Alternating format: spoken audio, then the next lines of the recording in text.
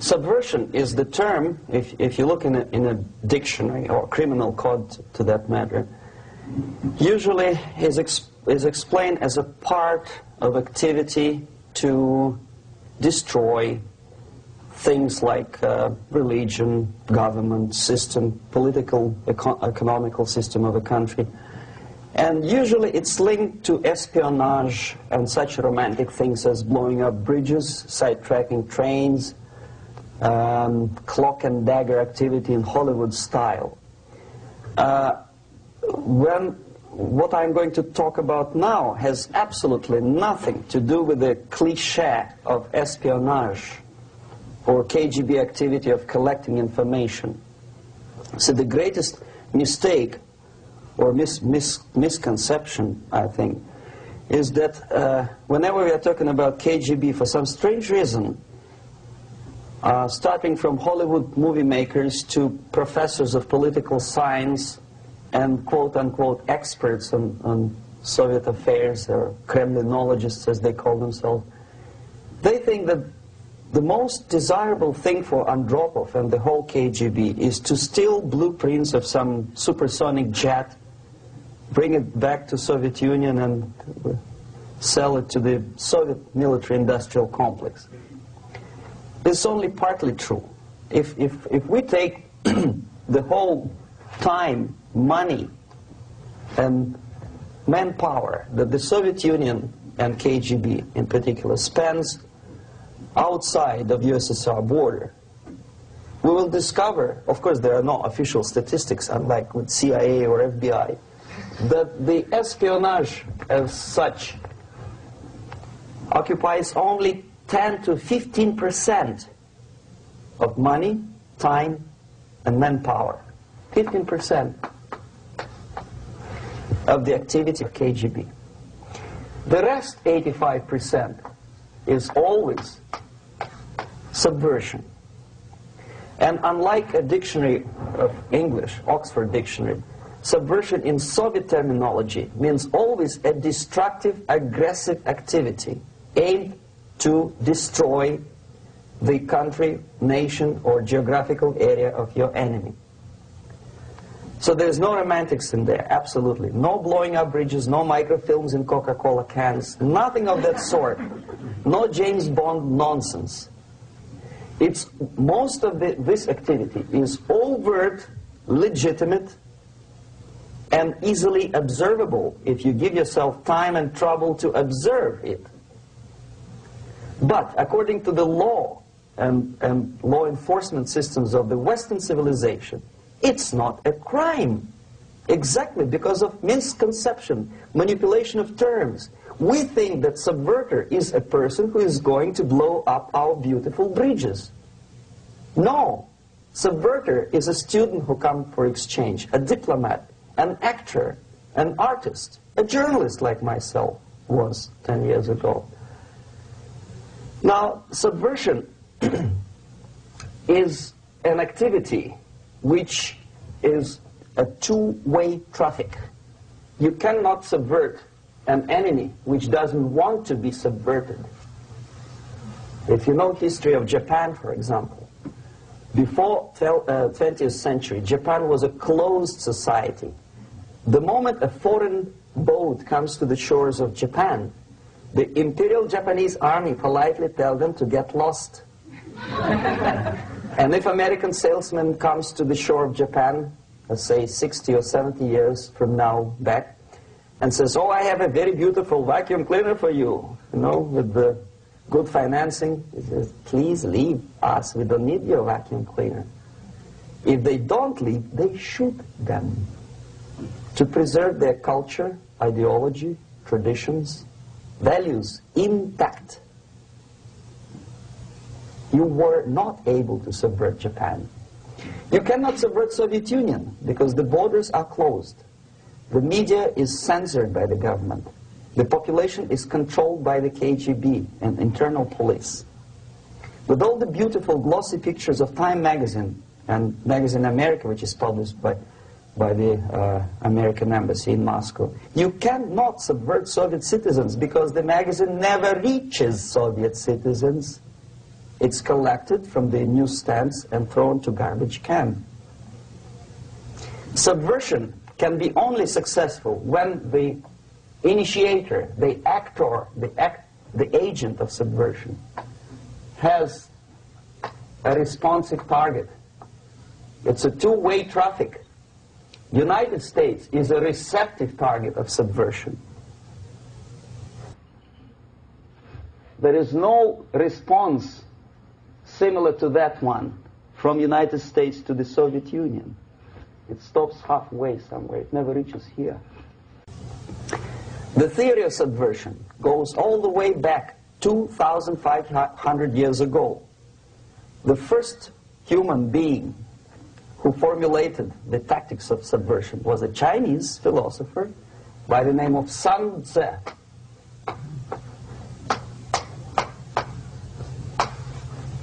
2,500 years BC. He was an advisor for several imperial courts in ancient China. And he said, after long meditation, that to implement state policy in a warlike manner, it's the most counterproductive, barbaric, and inefficient to fight on a battlefield. You know that war is continuation of state policy, right? So if you want successfully to implement your state policy, and you start fighting, this is the most idiotic way to do it. The highest art of warfare is not to fight at all, but to subvert anything of value in the country of your enemy, until such time that the perception of reality of your enemy is screwed up to such an extent that he does not perceive you as an enemy, and that your system, your civilization, and your ambitions look to your enemy as an alternative, if not desirable, then at least feasible.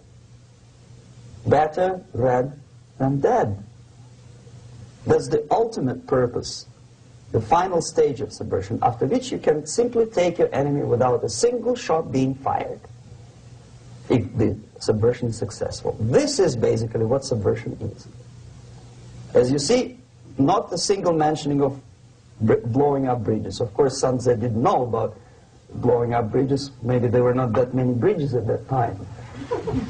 But the basics of subversion is being taught to every student of KGB school in USSR and to officers of military academies. I'm not sure if the same author is included in the list of reading for American officers, to say nothing about ordinary students of political science. I had difficulty to find the translation of Sun Tzu in the library of a university in Toronto and later on here in Los Angeles. But it's a book which is not available. It is forced to every student in USSR. Every student who is taught to be dealing further in his future career with foreigners. What subversion is? Basically, it consists of 4 periods, time-wise. If we start from here and go this way, time, right? This is the beginning point. The first stage of subversion is the process which is called, basically, demoralization.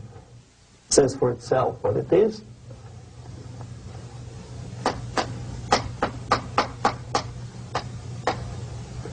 It takes from, say, 15 to 20 years to demoralize a society.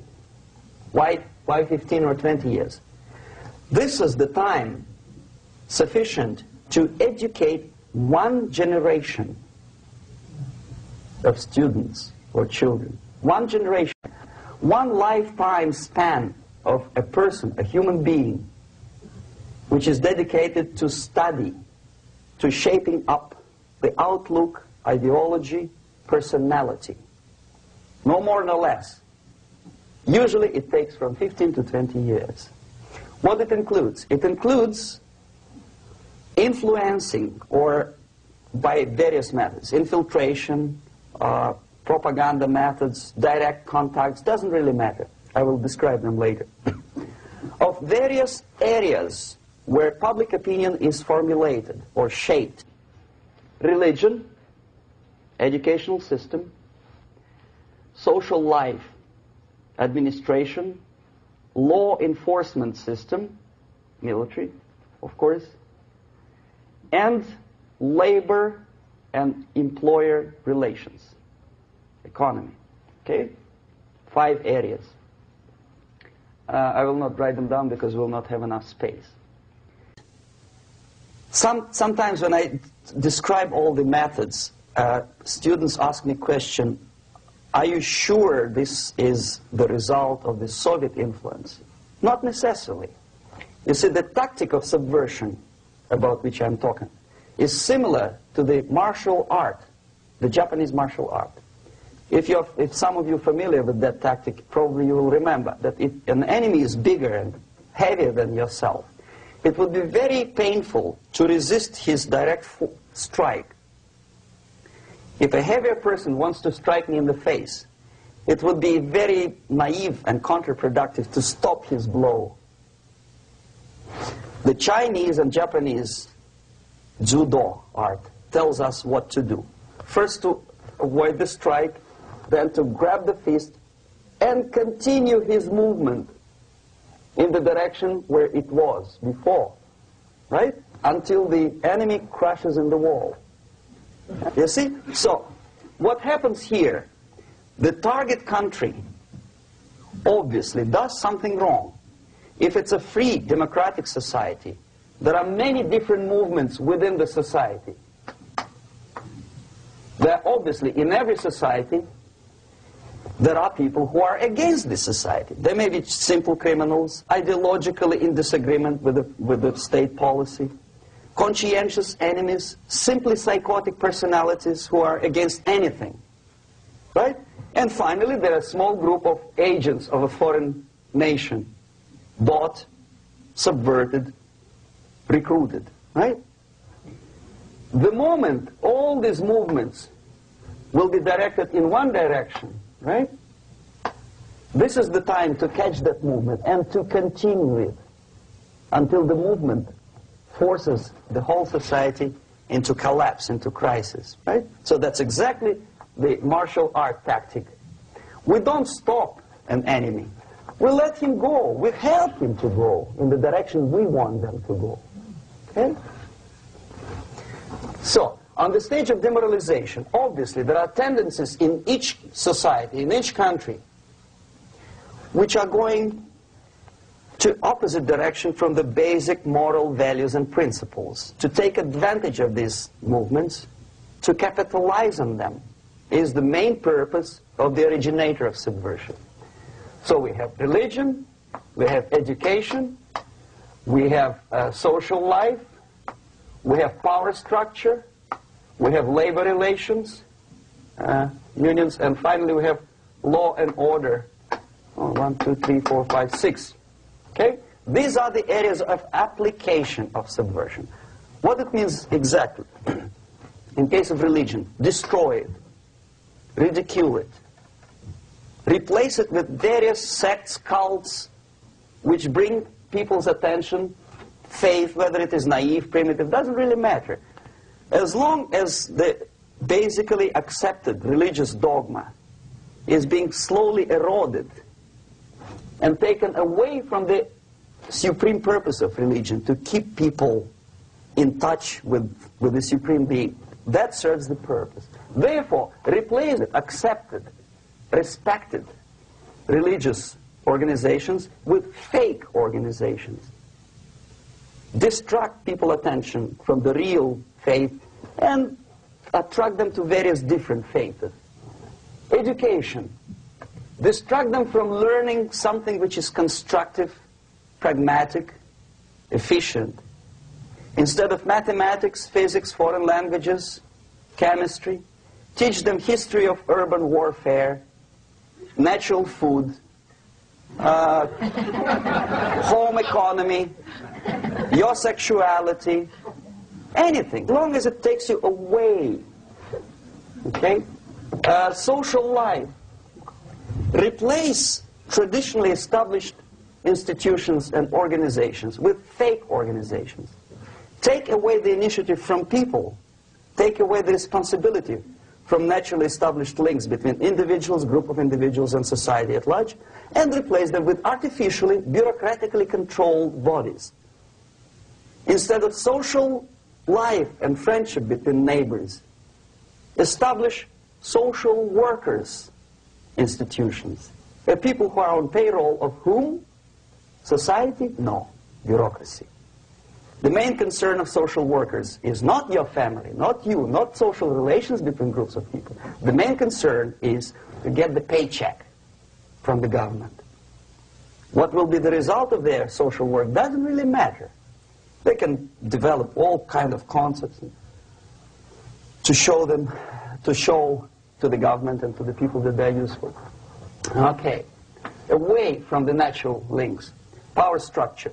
Okay, the natural bodies of administration, which are traditionally either elected by people at large or appointed by elected leaders of society, are being actively substituted by artificial bodies. The bodies of people, groups of people, whom nobody elected. Never. As a matter of fact, most of the people don't like them at all, and yet they exist. One of such group is media. Who elected them? How come they have so much power? Almost monopolistic power on your mind. They can rape your mind. But who elected them? How come they have a nerve to decide what is good and what is bad for the elected by you, president, and his administration? Who the hell are they?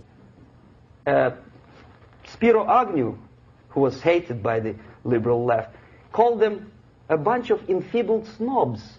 And that's exactly what they are. They think they know. They don't. The level of mediocrity.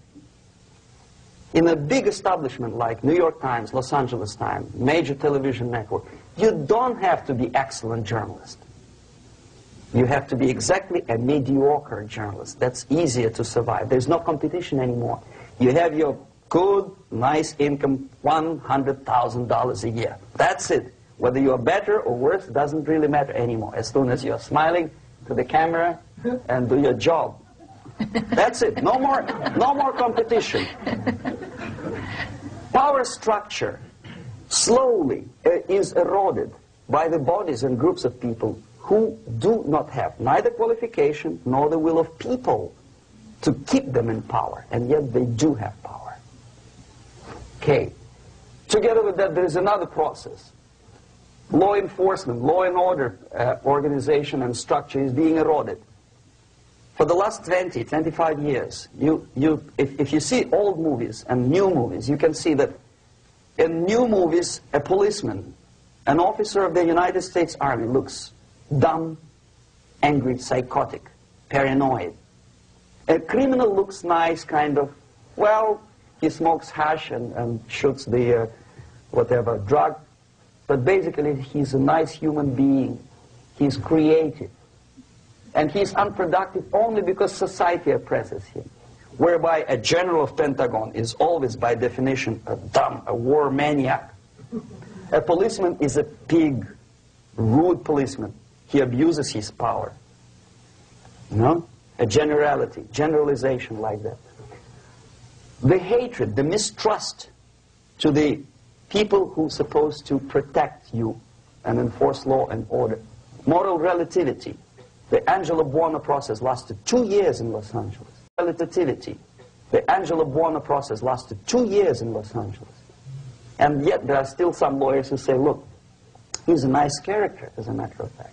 There was some witness who said, also a criminal, who said, well, he's a nice guy. I asked him one day to burn a house of my enemy, and he wouldn't do it. He's a nice fellow. Erosion.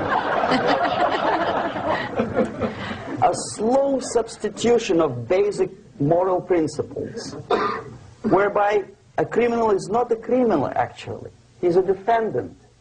Even if his guilt is proven, there is still a doubt to kill or not to kill, to be or not to be. Thou shalt not kill, yes, but this line may not necessarily be applicable to a murderer.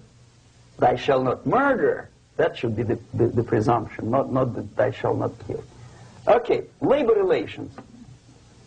At this stage, within 15 to 20 years, we destroy the traditionally established links of bargaining between employer and employee. The classical Marxist-Leninist theory of natural exchange of goods. A person A has 5 sacks of grain and person B has 5 pairs of shoes.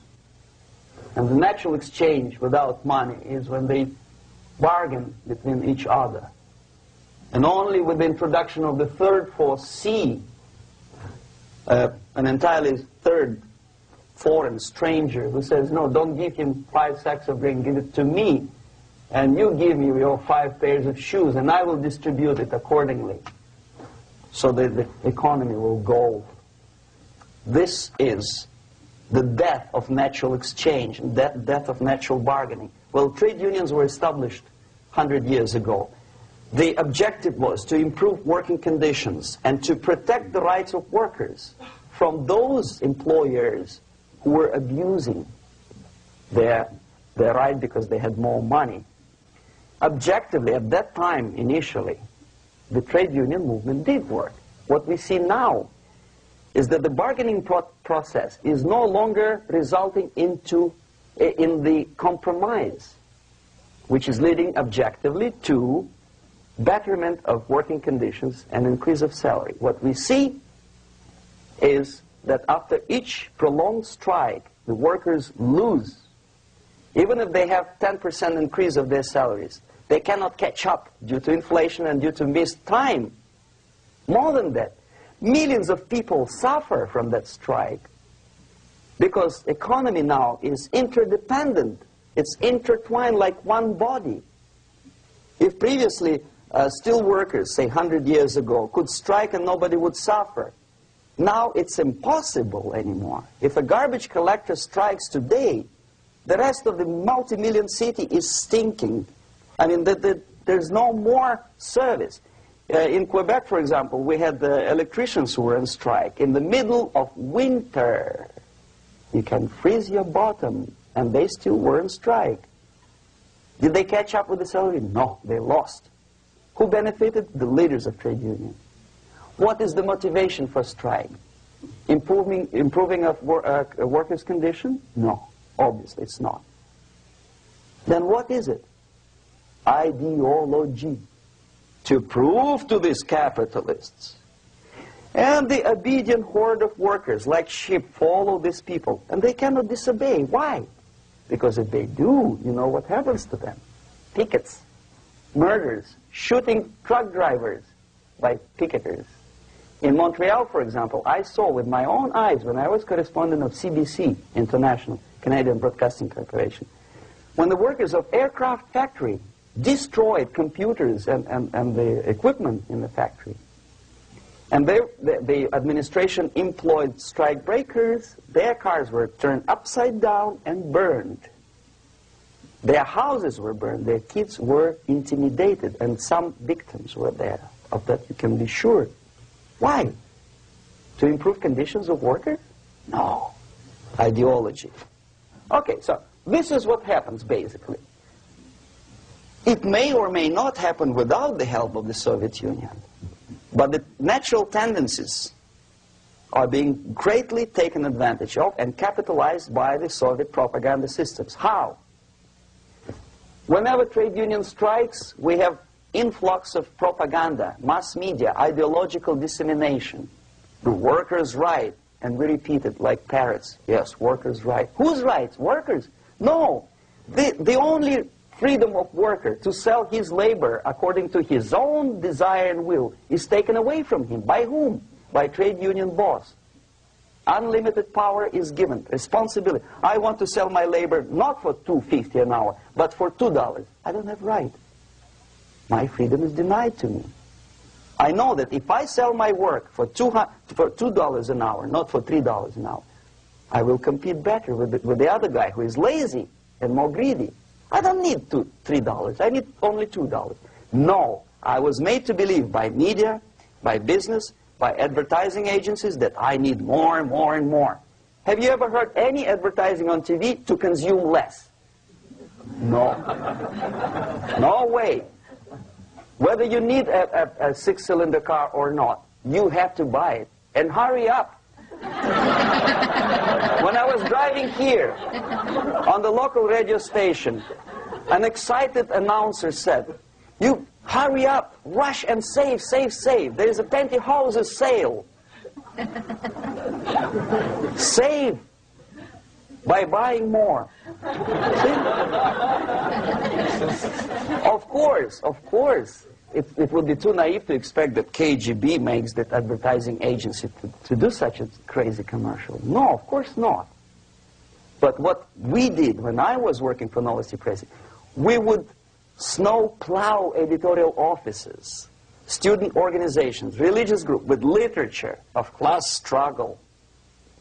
If not directly Marxism-Leninism propaganda, then a propaganda of the legitimate aspirations of working class, betterment of life, equality. Equality, mind you. President Kennedy once said, "We will make America to believe that people are born equal." Are people born equal?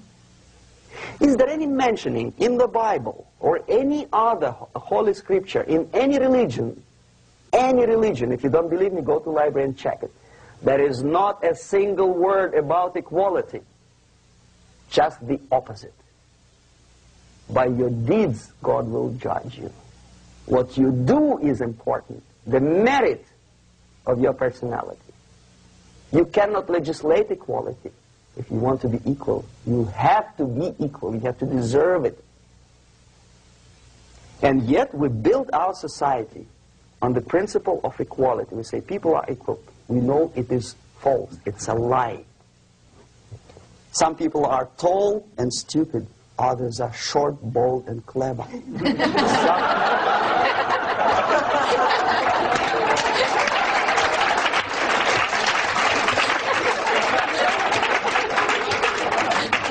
If we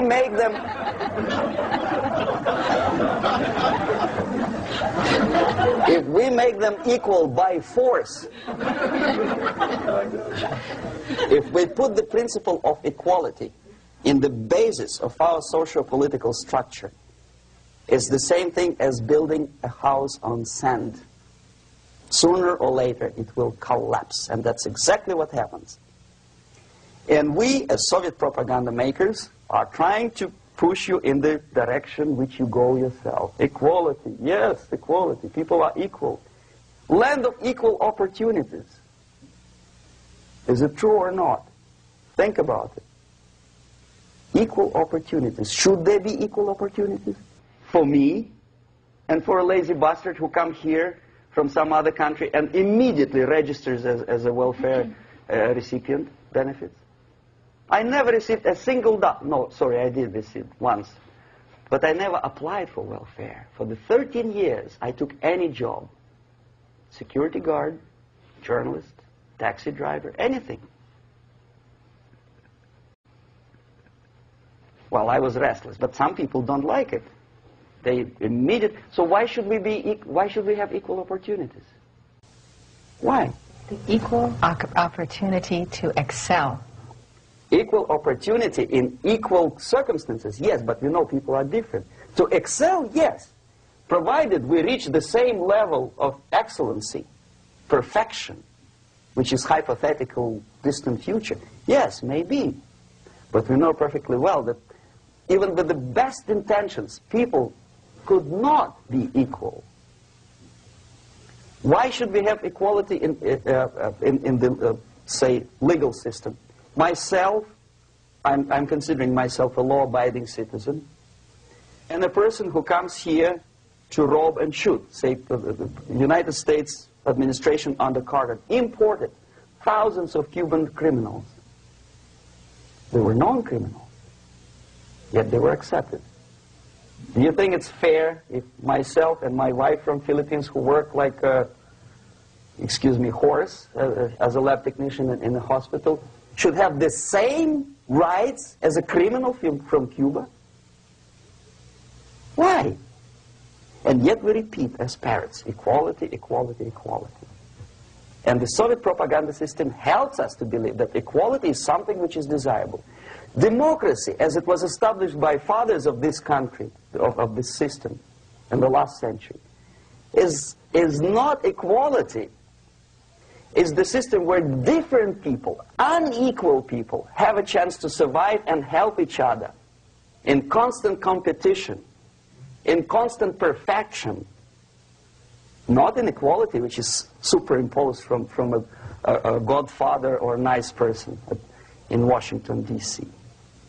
And the absolute equality exists in Soviet Union, quote-unquote equality.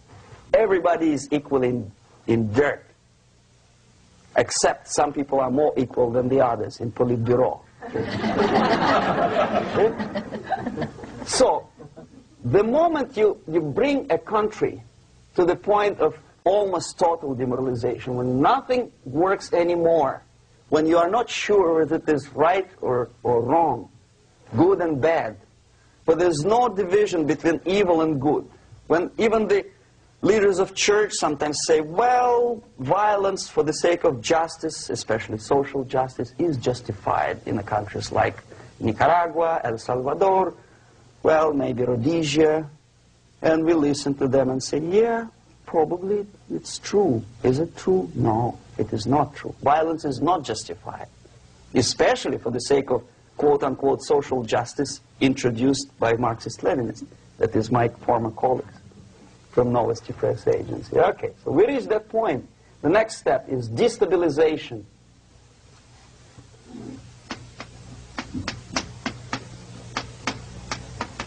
Again, this word says for itself what it is. To destabilize all the relations, all the accepted institutions and organizations in a country of your enemy. How you do it? You don't have to send a battalion of KGB agents to blow up bridges. No. You let them do it themselves. The area of application is, again, it's narrower now. Not like the previous case. The overt legitimate actions of the KGB in this case would be hardly noticeable. There is no crime if a professor who recently went to USSR introduces a course of Marxism-Leninism in a Californian college, for example. Nobody is going to come to his doorstep and say, okay, mister, come, you are under arrest. No, it's not a crime. It's not even considered a moral crime against your country. So the area of application here is narrowing down to economy, again, labor relations, right? To law and order, plus military. And economy, law and order. Yes, and again, the media, but wider scope, a little bit different. I'll explain later. Okay, basically 3 areas. Economy. The radicalization of bargaining process. If on that stage we still could achieve, theoretically, some positive compromise between the negotiating sides with say, the arbitrary, introduction of arbitrary judges, a third side, objectively judging the demands of both sides. Here it's radicalization. On the stage of destabilization, we cannot come to compromise even within a family. The husband and wife couldn't figure out which is better. Husband wants his kids to eat at the table, and wife wants him, a child, to roam around the room and drop food all over the floor. They cannot come to compromise unless they start a fight. It's impossible to reach a compromise, constructive compromise, between neighbors. Some people say, I don't like you to watering your lawn at that time because exactly at that time I'm walking my dog and he's getting nervous. He cannot pass his bowels, you know. So they cannot compromise. They go to a civil court or something like that. radicalization of human relations. No more compromise. Fight, fight, fight. The normal, traditionally accepted relations are destabilized. The relations between teachers and students in schools and colleges. Fight. The relations between, in economical sphere, between laborers and employers are further radicalized. No more acceptance of the legitimacy of demands of workers. Unlike Japanese, with the theory Z, if you ever heard about it, where the workers are involved in the decision-making process, therefore they don't have moral incentive to fight their bosses. In the United States, it's just the opposite. The harder is the fight, the better. The more heroic they look. When the Greyhound network was on strike recently, the correspondents of local TV networks all over the United States were approaching these strikers, and they say, oh yes, we are doing something nice. They look like heroes, and they were proud. There was some family, the husband was a bus driver. Now they decided in a protest against the bosses to camp somewhere in the forest. And they were presented to the audience as a heroic, nice people. You see? The violent clashes between passengers, picketers, and the strikers are presented as something normal. 10, 15, 20 years ago, we would be angry, say, why so much hatred? Today we are not. We say, well, it's commonplace. Radicalization, militarization sometimes. As I explained on that stage, I took a step a little bit further. Shooting people. Okay, law and order now also is pushed into the area where previously people settled their differences peacefully and legitimately. Now we are getting with this court cases in the smallest irrelevant cases. We cannot solve our problems anymore. The society at large becomes more and more antagonistic between individuals, between groups of individuals, and the society at large. The media puts himself in the opposition to the society in general, at large. Separate, alienated. Okay? On that stage, you remember I was talking a couple of hours ago about the sleepers. That's when the students from, say, United States, if they are trained in Lumumba University, or developing nations, that's the students I was dealing with, are being sent back from the Soviet Union here. Or if they were already in the United States, in the country, which is an object of subversion, they spring to action. The sleepers go up. They slept for 15 to 20 years. Now they become leaders of groups, preachers, I don't know, public figures. Prominently they actively include themselves in a political process. All of a sudden we see a homosexual. 15 years ago he did his dirty job and nobody cared. Now he makes it a political issue. A political issue. He demands recognition, respect, human rights, and he rallies a large group of people. And there are violent clashes between him and police, his group and ordinary people, no matter what. It's black against white, yellows against green, doesn't matter where the division line goes. As long as this group come into antagonistic clash, sometimes militantly, sometimes with firearms, that is destabilization process. The sleepers, many of whom are simply KGB agents, become leaders of the process of destabilization. Doesn't mean that Comrade Andropov sends Comrade Ivanov to the United States. The person who takes care is already here. He is a respected citizen of the United States. Sometimes he gets money from various foundations for his legitimate struggle for, I don't know, human rights, women's rights, kid lib, prison lib, whatever. There are sympathetic Americans who donate their money to him. This stabilization process usually leads directly to the process of crisis.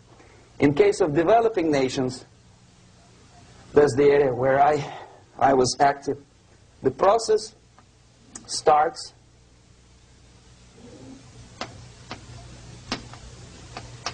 when the legitimate bodies of power, the social structure collapse. It cannot function anymore.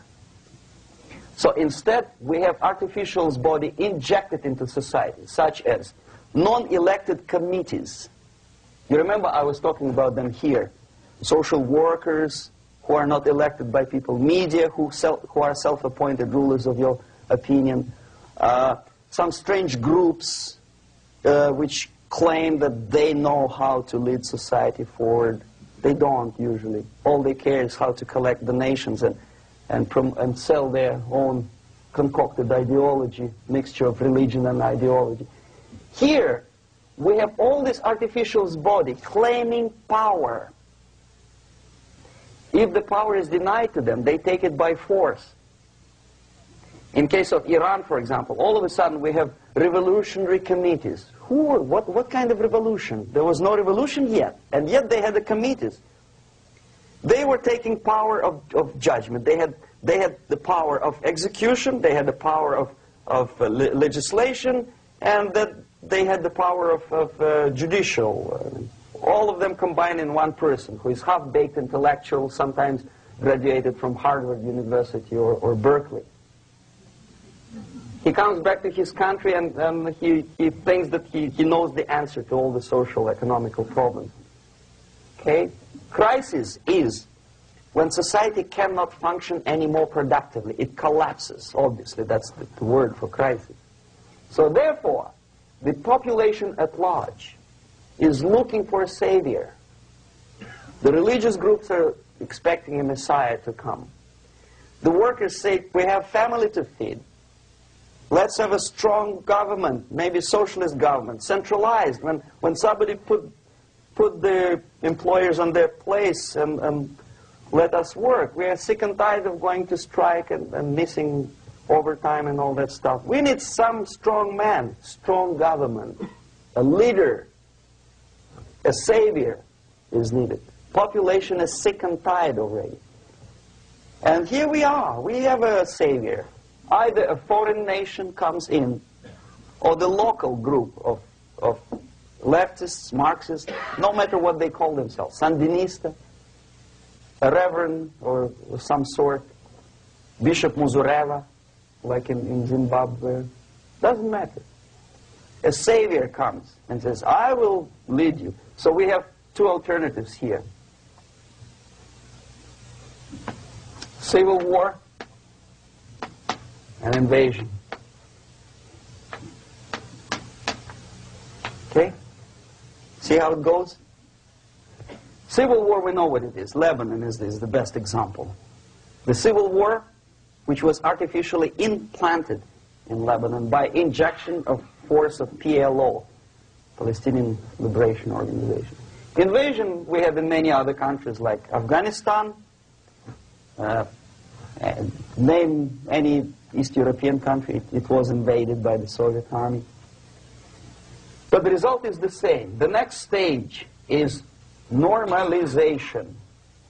Normalization is a very ironic word, of course. It is borrowed from 1968 situation in Czechoslovakia, when the Soviet propaganda and after them New York Times declared the country is normalized. The tanks moved into Prague, so there is no more Prague Spring, there is no more violence. Normalization. At that stage, the self-appointed rulers of the society don't need any revolution anymore. They don't need any radicalism anymore. So this is the reverse from destabilization. Basically, it is stabilizing the country by force. So all the sleepers and activists and social workers and liberals and homosexuals and professors and Marxists and Leninists are being eliminated physically sometimes. They've done their job already. Okay? They are not needed anymore. The new rulers need stability to exploit the nation, to exploit the country, to take advantages of the victory. Okay? So no more revolutionaries, please. And that's exactly what happens in a number of countries. You remember Bangladesh? This is the crisis in which I was instrumental. First they had Mujibur Rahman. In 1971, he was the leader of People's Party, Awami League, with mustache like Stalin. He was in Russia many times. In 5 years, he was shot by his former colleagues, Marxists.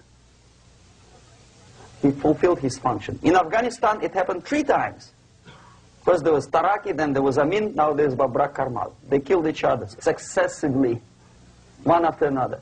The moment he fulfills his duty, the first one demoralized country, the second destabilized, the third one brought it to crisis. Goodbye, comrades. Babrak Karmal comes from Moscow and put into the seat of power. Same thing happened in Grenada recently. Maurice Bishop, Marxist, was killed by Austin, what's his name, General something, who was also a Marxist. Right? So no more revolutions, please. Normalization now. From now on, no more strikes, no more homosexuals, no more women lib, no more kid lib, no more lib, period. Good, solid, democratic, proletarian freedom. That's it. Now, to reverse this process takes enormous effort.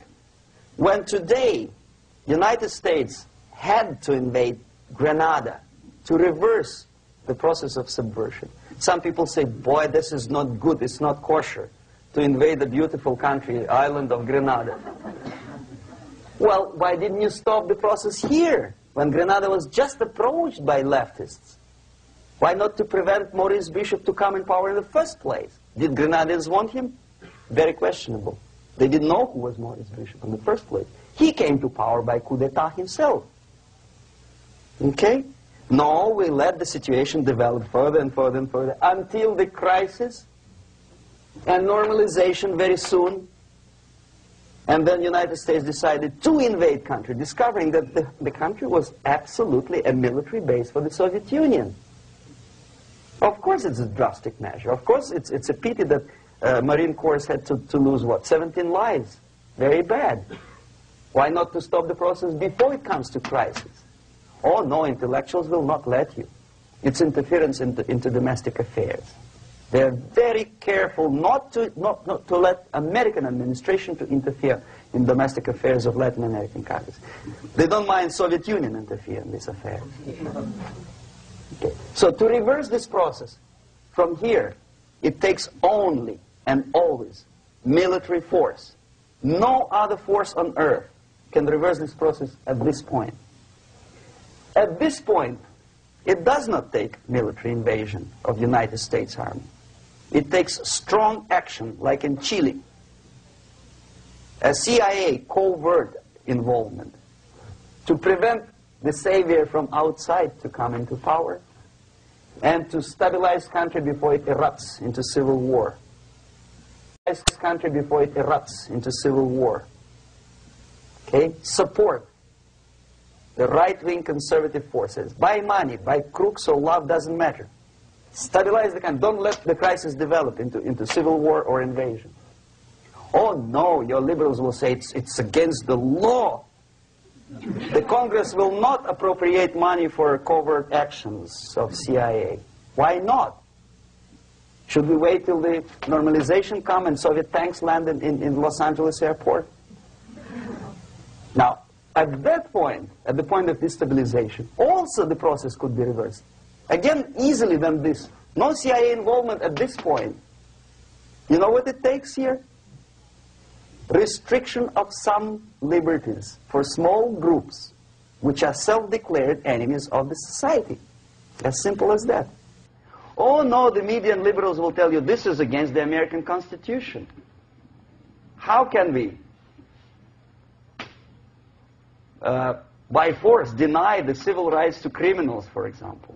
It's not good. Okay? So we allow them to. Okay, if you allow the criminals to have civil rights, go on and bring the country to the crisis. This is a bloodless way to do. Curb the rights. I mean, not to put them in prison. No, I'm not talking about putting all the gays from San Francisco in the concentration camp. Do not allow them to take political force. Do not elect them to the seats of power, whether it is municipality level, state level, or federal level. It has to be beaten in the heads of American voters that a person like that in the seats of power is an enemy. Do not be afraid of this word. It is an enemy. If he is not an enemy here, he will be here. Later on, he will be shot, of course. But at this point, he is an enemy. Okay? You are doing great service by denying him a right to capitalize on his own crazy ideas and become a powerful man, a man who uses the seat of power. Restriction of certain freedoms and permissiveness at that point would prevent sliding into crisis and probably will return the process of destabilization. To curb unlimited power, monopolistic power of trade unions, here, at that point, would save economy from collapsing. To introduce a law to stop private companies of raping public opinion's mind in the direction of consumerism. No company must have a right to force you into buying more unless you want it. There must be a law. You want to advertise your car? Okay. But not a single mentioning of buying it now and saving money. It must be against the law to force people to consume more. Self-restraint. Previously, before this process started, the self-restraint was a business of church, religion. Because our preachers, the fathers of church, would tell us, material values are good, but it's not the prime function of human being. Because you have to live with something. Obviously, the design for our life is not to consume more deodorants. There must be something greater. If such a complicated instrument as human body was created, obviously there must be some higher purpose for that. And it's very easy to avoid destabilization by denying the greedy companies one little freedom, one little liberty, forcing you into turning yourself into processors of unwanted products and goods. They turn you into machines, like the worm who there's inlet and outlet. So, and how long an average appliance lasts these days? Less than a year. Why? Where's workmanship? Well, we want you to buy more. Okay. Destabilization process could be easily overcome if, as I say, the society, by its own will or after persuasion by the leaders, will come to the idea of self-restraint. It's so hard we want to consume more, but you have to. Unless you will come to this stage, when, as we say in Russia, if Sahara Desert ever becomes a communist state, there will be shortage of sand. So you have to curb your... You have to curb your expectations at this point before it's too late. But no, we don't want to do it. Demoralization process. Again, it's the easiest thing to reverse. First of all, by restricting import of propaganda. The easiest thing to do. Unlimited, unrestrained import of Soviet literature, Soviet journalists. Giving Soviet propaganda and ideological agitators equal time on American TV network. It has to be stopped. And it's easy. They won't be offended, mind you. As a matter of fact, they will respect America more. But when my former colleague Vladimir Posner appears on Nightline, and Ted Koppel asks him, well, Vladimir, what do you think about this? And what can he think? He is an instrument of propaganda. He thinks what Comrade Andropov tells him to think. He's just a nice, articulate mouthpiece of the Soviet subversion system. And Ted Koppel makes you believe that my friend Vladimir Posner thinks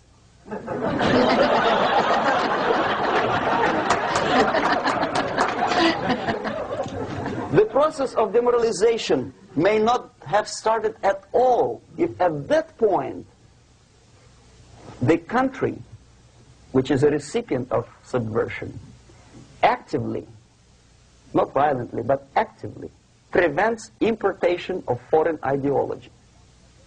I don't want America to follow the pattern of ancient Japan. You don't have to shoot every foreigner when it approaches the sacred borders of the United States. But when he offers you a junk in the disguise of very shiny something, you have to tell him, no, we have our own junk.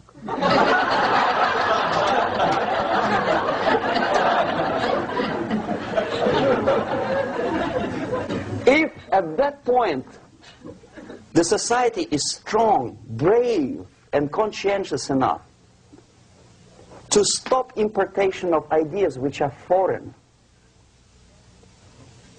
then the whole chain of events could be prevented. Recently I've been to the Philippines, and I was shocked how in big cities like Manila, children listen to deafening music. A melodious nation with long traditions of good, nice ethnic music, introduced by Spanish long time ago, maybe 2 centuries, 3 centuries ago, I don't remember how long. All of a sudden listen to musical garbage, blasting their radios at full blast, at full volume. Why? In India, I spent many years watching the reactions of Indians walking out of movie theaters after seeing Hollywood production. They couldn't figure out why Americans are so wasteful. They smash their cars, their shiny cars, every 5 minutes. How come they shoot each other for $500,000? Is it true that they're so obsessed with sex?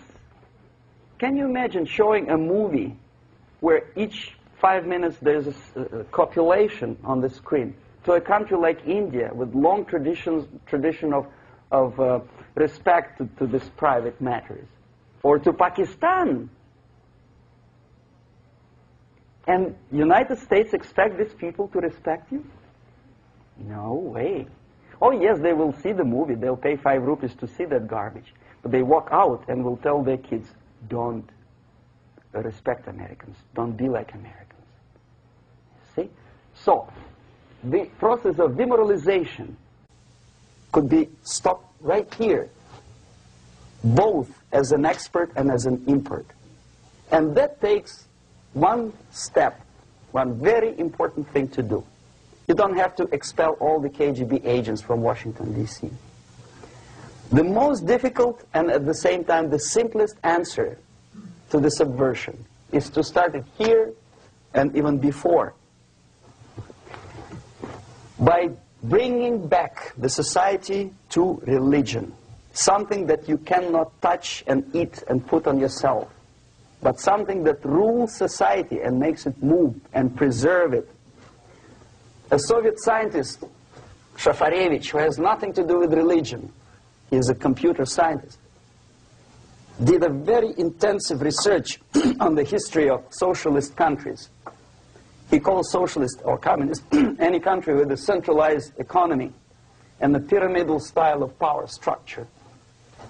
And he discovered, actually he didn't discover it, he just brought to attention of his readers, that civilizations like Mohenjo-Daro in the river Indus area, like Egypt, like Maya, Incas, like Babylonian culture, collapsed and disappeared from the surface of Earth The moment they lost religion, as simple as that, they disintegrated.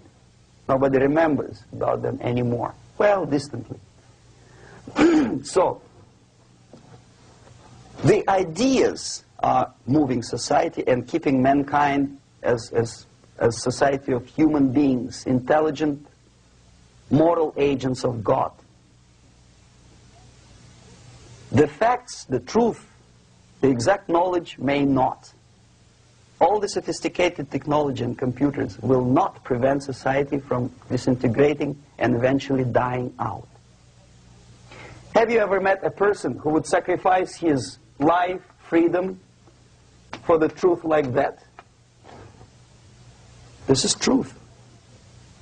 I never met a person who said, this is truth and I'm ready to shoot me. To defend the truth. Right?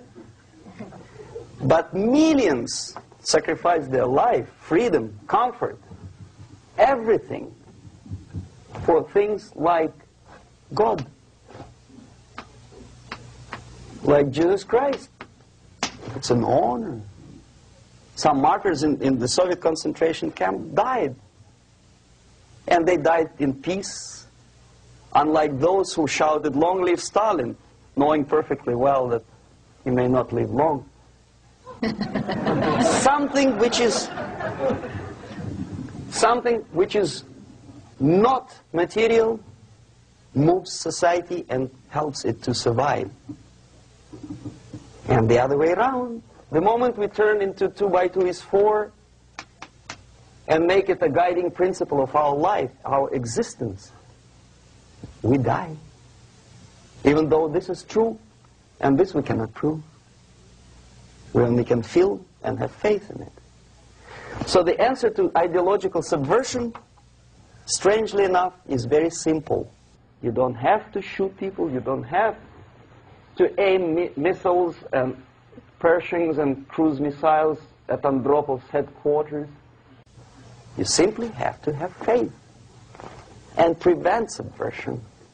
In other words, not to be a victim of subversion. Don't try to be a person who in judo is trying to smash your enemy and being caught by your hand. Don't strike like that. Strike with the power of your spirit and moral superiority. If you don't have that power, it's high time to develop it. And that's the only answer. That's it. Thank you.